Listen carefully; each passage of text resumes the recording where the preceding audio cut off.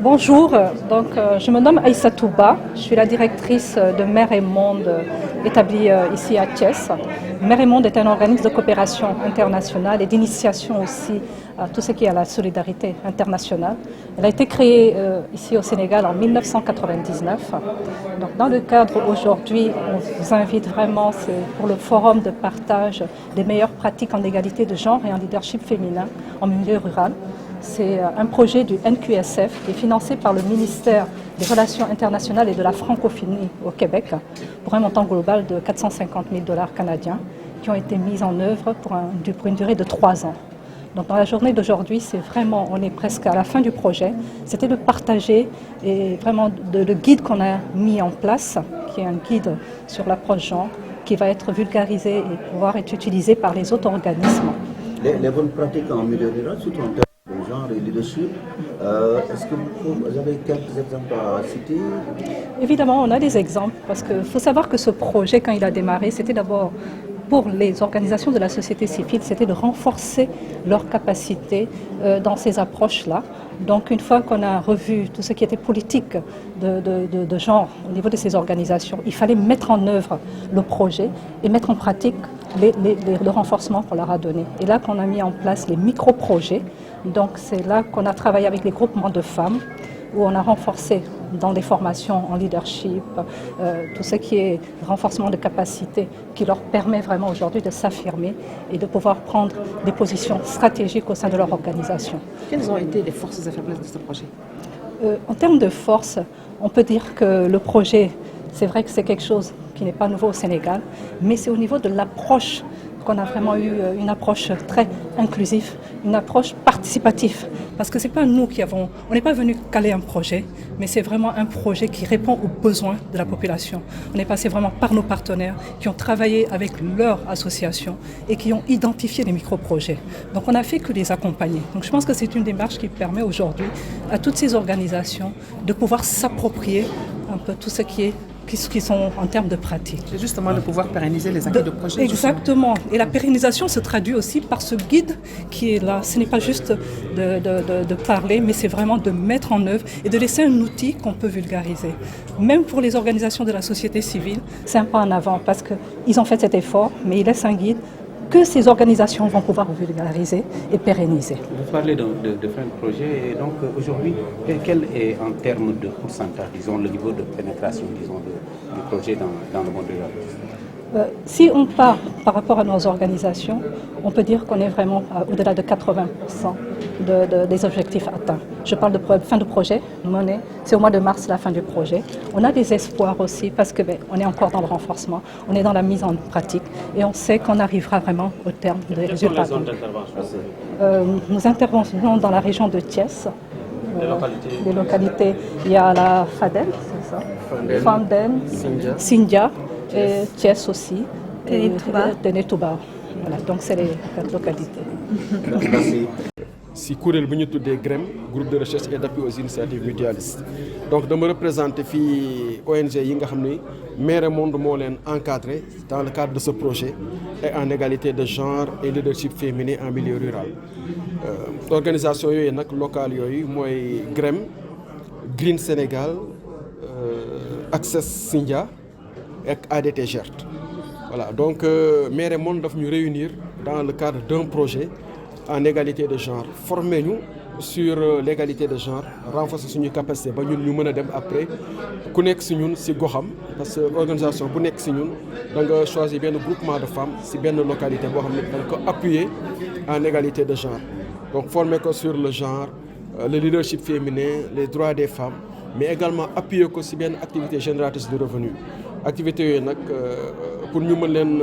pousser vers leur autonomisation. Parce que jigéen ñi suñu dépendant yi toujours si góor ñi du ñu am autonomisation te égalité de genre boobu ñuy viser duñ ko mën a atteindre donc du ñu mën a am fit affirmer wu positionner wu dans la société. Projet bi am koppar wala ñu jox jigéen wala. Au fait joxuñu jigéen ñi koppar mais dañ leen di appuyer donc financement yi ñu jot si Mère et Monde pour organiser ay formation la formation après formation yi ma wax en égalité de genre, leadership féminin, droits des femmes, etc. Mais jox nañu également fonds yoo xam ne dañu mën a appuyer groupement de famille à développer des activités génératrices de revenus donc activités yi leen a mën a permettre ñu am koom parce que koom boobu moo leen mën a permettre ñu am arriver à leur autonomisation ñu mën a mënal seen bopp voilà comme ça ñu mën a am fit am sañ-sañ donc mën ñu jàppale si autonomisation boobu si égalité de genre boobu nga xam ne moom la ñuy ut si projet dañ leen di jox départ dañ leen di jox moyen yoo xam ne moo leen di mën a permettre ñu mën a am koom mën a am autonomisation voilà bañ a toujours di dépendre si góor ñi wala qui que ce soit pour mu leen jox loo xam ne moom la ñuy mën a avancer dans le développement. yéen organisme bénéficiaires yi ndax bu ñu leen bàyyee tey ji mën ngeen demal seen bopp ci wàllu woowu ci wàllu wi ñu leen formé tàggat leen ci. waaw parce que formé nañu vraiment pendant un an parce que projet bi 2 ans 3 ans la première année bi yëpp presque formation la woon donc ñun lañ doon formé comme ça ñun après ñu mën a dem si suñu groupement de famille ñu former leen donc am nañu vraiment base bi te également am na guide de formation boo xam ne defaral nañ ñu ko donc ci la ñuy sukkandiku même ñun à part ñun sax mais sukkandiku nañu si formation bi ñuy jot ak guide yi ba former ñun suñuy collègues donc ku nekk si ñun au niveau de son organisation dem nga def restitution former collègues yi également en égalité de genre parce que organisation boo dem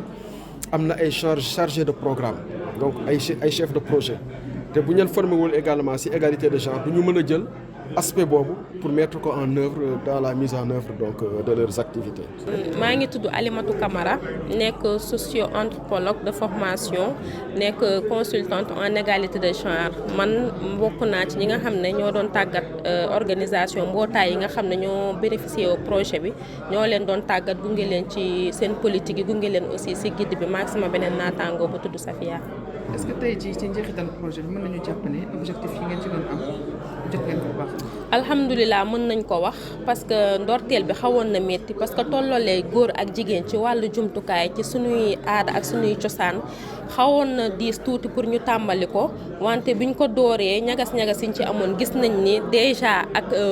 ñeenti mbootaay yi nga xam ne ñoom ñoo bénéficié au projet bi jël nañ ko comprendre nañ lan lañ ci jublu mais aussi ñoom it kuréel yi nga xam ne ñoo bénéficié wu mooy bénéficiaires yi nekk ci village yi ñoom it jël nañ ko xam-xam yi ñu leen jox jël nañ ko def ko seen yëfu bopp xam nañ ñun dëgg-dëgg lan lañ ci jublu bi loolu weesoo it ba ni ñuy liggéeyee ñi nga xam ne ñu ngi ci tool yi wala ñu ngi ci unité yi ñoom it gis nañ ni jëmmal nañu lan la ñu séntu woon ci biir projet kon mën nañ ni bu dee téeméer la mën nañ ni xaaj beeg genn wàll bi yëpp liñ ci séntu woon am nañ ko. bokk na si li tax projet di am solo bés bu fi jógee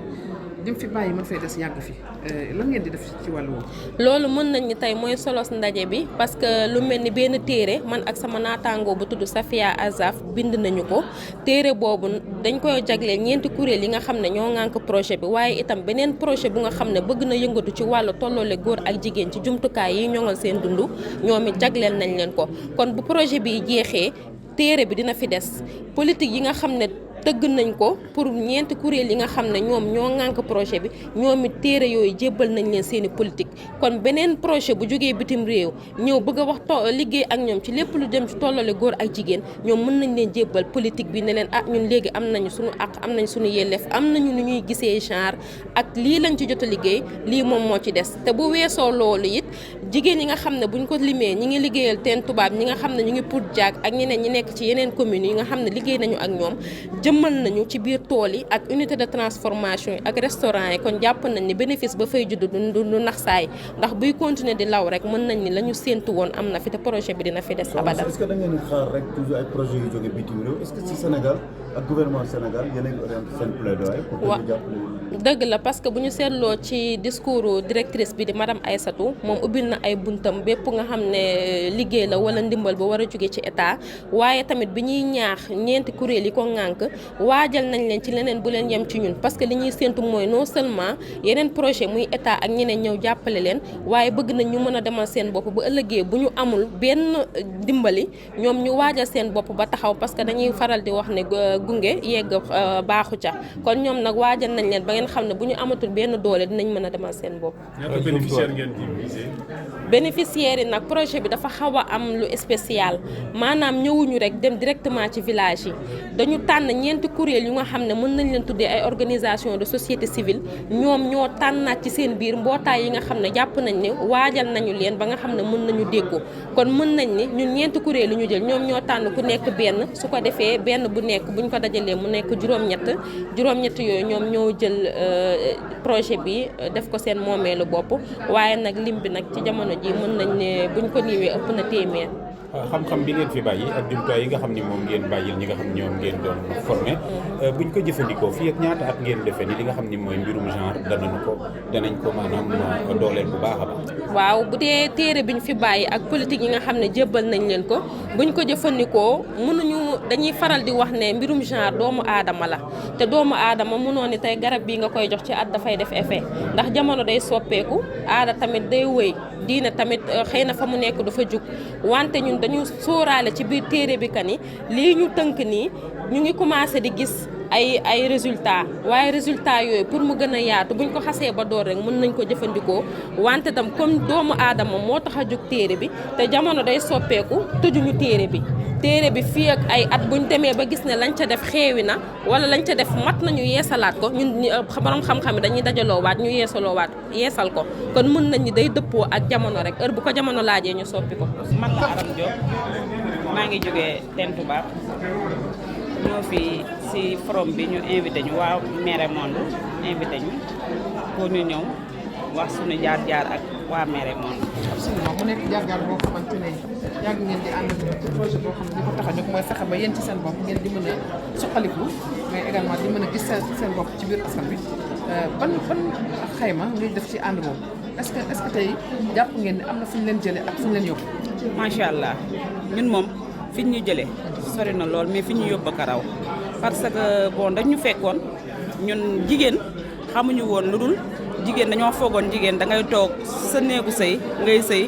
sa jëkkër di dem di uti di ñëw di la jox mais ñoom dañoo ñëw ñu formé ñu ci ni ci formé ñu ci genre que wax nañu góor ak jigéen ñoo war a tolloo tolluwaay ci sexe rek la nga xamante ni góor ak jigéen yemuñu mais lépp lu góor di liggéey jigéen mën na koo liggéey lépp loo xamante ni góor dafay xëy suba mu bàyyi njabootam dem uti jigéen aussi war na di xëy moom it wuti comme jëkkëram su ko defee bu ñu ñëwee ñu mën a bokk ci kër gi mën a neex. justement wut boobu fan lañ jaar ak yéen ba ngeen mën di wut. dañu ñoo defal ay formation dañu formé si li nga xamante ni jigéen dafa war a jógee ci méthode bi dem ci méthode bee waaw ba nga xamante ni ñun waa zone Teen Touba ñëpp macha allah fi mu ne nii xam nañ kenn ku si nekk sa cër kenn ku nekk xam nañ sa cër waaw. ci lan lañ leen formé loolu. ci genre maanaam tolluwaayu góor ak jigéen ñu ngi ñuy formé ci tolluwaayu góor ak jigéen ni nga xamante ni noonu la jigéen war a ndaxte fi ne nii